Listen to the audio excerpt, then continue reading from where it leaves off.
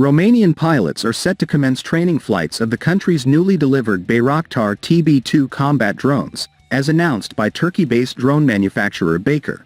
The Romanian land forces initiated reception procedures for the first Bayraktar TB2 earlier this week, according to the Ministry of Defense (MAPN). That phase involved the reception of the initial batch of equipment, with completion projected between late June and early July. Following this, Romanian pilots will undertake training flights to become proficient in operating these advanced unmanned systems. Each Bayraktar TB2 system includes a standard configuration of 6 unmanned aircraft alongside the requisite command and control equipment. The acquisition is a critical component of the transformation program of the Romanian Army, which aims to achieve strategic military objectives by 2040.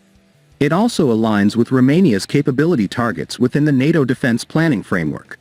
The acquisition of Bayraktar TB2 unmanned aircraft systems (UAS) contributes to achieving the objectives of the transformation program of the Romanian Army until 2040 and aims to implement the capability targets of our country within the NATO defense planning process, the Ministry of Defense stated.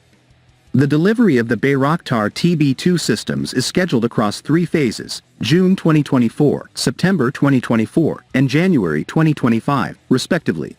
This strategic acquisition underscores Romania's commitment to enhancing its defense capabilities and maintaining alignment with NATO standards.